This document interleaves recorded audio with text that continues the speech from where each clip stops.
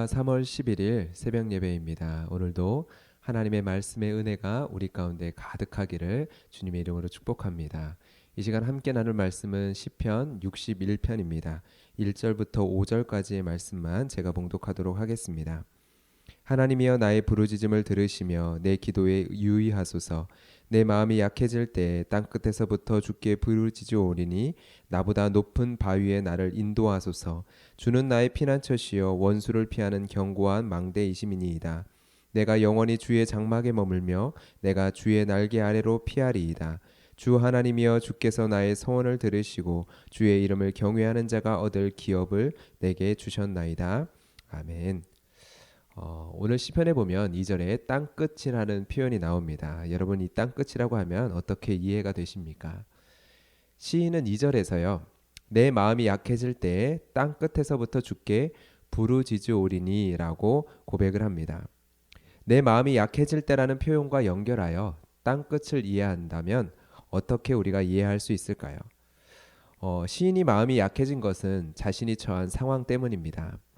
그런데 근원적으로 시인의 그 마음이 약해진 이유, 그 이유는 무엇 때문일까요? 동일한 상황을 겪더라도요, 어떠한 사람은 마음이 약해지기도 하고 누군가는 마음이 약해지지 않기도 합니다. 이러한 차이는 그 상황을 내가 얼마나 크게 여기느냐에 달려 있는 것이죠. 아이들을 키우다 보면 아이들이 내가 보기에는 참 작은 것인데 그것에 쉽게 또한 좌절하는 모습들을 보기도 합니다. 얼마 전에 제 아이가 바지를 입지 못해서 저에게 옷을 가지고 왔습니다. 이제는 혼자서 바지를 입을 수 있는데 그날은 입지 못하겠다고 하면서 저한테 가지고 온 것입니다. 평상시대로라면 이 고무줄이 달린 바지를 이렇게 양쪽으로 이렇게 손으로 잡아당기면 다리 두 개가 이렇게 보이죠. 그런데 그날은 이것을 다른 방향으로 잡아당긴 거예요. 그래서 그날은 이제는 아이의 눈에는 다리가 두 개가 이렇게 바지가 보여야 되는데 바지가 하나로 보이는 겁니다. 다리가 하나로요.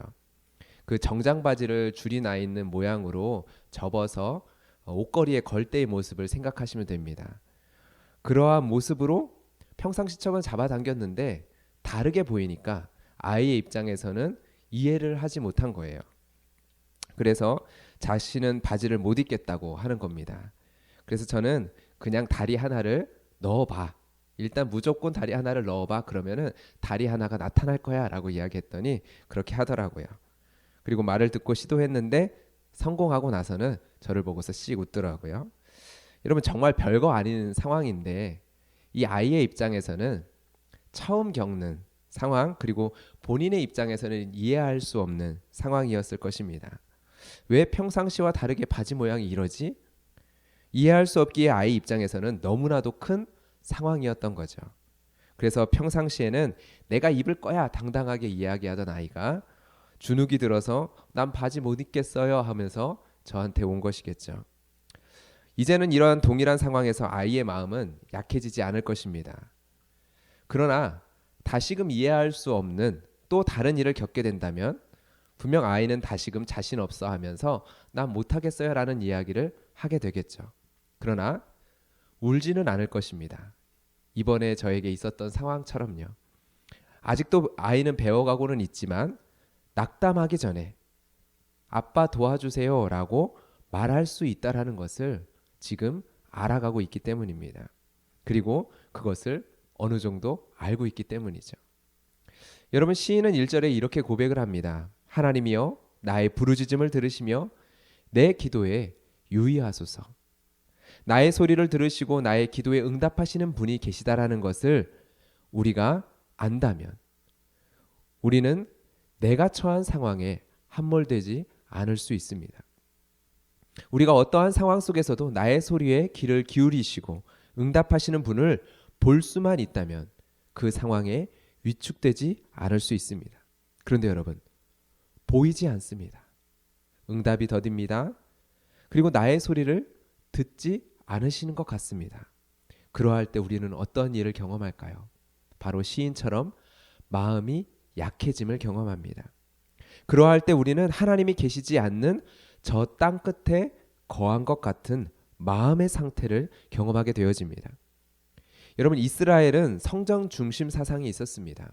하나님의 임재의 처소인 바로 그 성전이 온 땅의 중심이라고 생각했었던 그 사상. 그런데 그 하나님의 임재의 처소 저 밖 가장 끝 저 땅 끝에 내어 쫓긴 것 같은 경험을 하게 되어집니다. 즉 하나님의 손길이 닿지 않은 저 멀리 내가 버려짐을 당한 것 같은 상태를 경험합니다. 절망이죠. 여러분, 성도가 겪는 가장 큰 고통은 바로 이러한 고통입니다. 우리가 땅끝에 거하고 있다라는 그 마음, 나의 하나님 어찌하여 나를 버리셨습니까? 라고 고백할 수밖에 없을 것 같은 그 마음의 상태, 이것만큼 우리의 마음을 무너뜨리고 우리의 믿음과 인내를 흔드는 공격은 없습니다.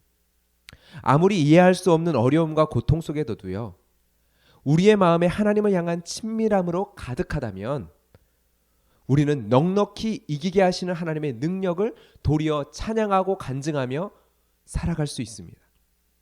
그런데 여러분, 성도의 삶에, 하나님을 믿는 성도의 삶에 하나님이 침묵하시는 것 같고, 하나님에게서 내가 가리워진 것 같고, 하나님에게서 내가 버려짐을 당한 것 같은 그러한 느낌, 바로 하나님의 임재의 부재를 경험할 때 우리는 땅끝에 거하고 있다라는 깊은 절망을 경험하게 되어집니다.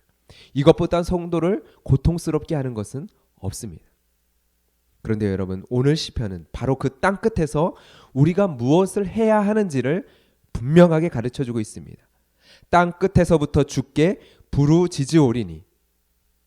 여러분, 우리가 땅끝을 경험하는 것이 이해할 수 없는 문제가 아닙니다. 여러분, 이것을 먼저 이해하는 것이 필요합니다. 우리가 땅끝을 경험하는 것이, 하나님의 임재의 부재를 경험하는 것이 하나님께 뭔가 버려짐을 당한 것 같은 그러한 느낌을, 그러한 마음을 경험하는 것이 이해할 수 없는 문제는 아니다라는 것이죠. 여러분, 이것을 먼저 이해하는 것이 중요합니다. 여러분, 땅끝과 비슷한 표현이 시편 139편에 나오는데요. 139편 제가 7절부터 10절까지의 말씀을 한번 읽어보겠습니다. 내가 주의 영을 떠나 어디로 가며 주의 앞에서 어디로 피하리이까? 내가 하늘에 올라갈지라도 거기 계시며 스올에 내 자리를 펼지라도 거기 계시니이다. 내가 새벽 날개를 치며 바다 끝에 가서 거주할지라도 거기서도 주의 손이 나를 인도하시며 주의 오른손이 나를 붙드시리이다. 여러분, 우리는 땅끝을 경험할 수 있습니다. 그것이 이상한 게 아니고요. 우리는 땅끝을 경험할 때 바로 이 139편 7절에서부터 10절까지의 말씀을 경험하고 깨달아야 합니다. 하늘에 올라갈지라도, 스올에 내 자리를 펼지라도, 바다 끝에 가서 거주할지라도 바로 거기에 계신 하나님을, 나를 여전히 붙드시고 인도하시는 주의 오른손이 거기서부터 나를 붙드시고 있음을, 바로 그곳에서도 하나님이 나를 붙드시고 있음을 우리는 경험하고 믿고 깨달아야 합니다. 여러분, 땅끝을 경험할 수 있습니다.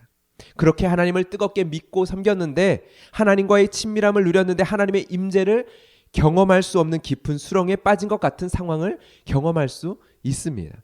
하나님과의 친밀함이 회복되면 이겨낼 수 있을 것 같은데 하나님이 나에게서 등을 돌린 것 같고 나에게는 꽉 막혀버린 하늘만 가득 덮쳐오는 것 같은 그러한 상태를 경험할 수 있습니다. 이러한 것도 경험할 수 있습니다.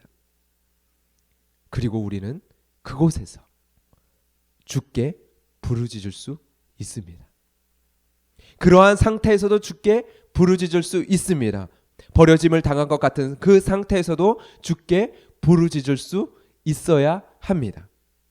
여전히 주님은 나를 높은 바위에 인도하실 분이시며, 주님은 나의 피난처시며, 주님은 원수를 피하는 견고한 망대이심을 견고히 붙잡고 고백할 수 있어야 합니다. 나는 영원히 주의 장막에 머물며 내가 주의 날개 아래로 피하리이다.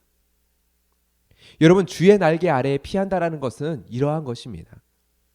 주님께 피하는 자에게 주님께서는 주의 날개를 덮으사 안위하시고 위로하시고 보호하실 것입니다. 그런데 피하는 자의 입장에서는요, 주님께 피하는 자의 입장에서는요, 어떡할까요?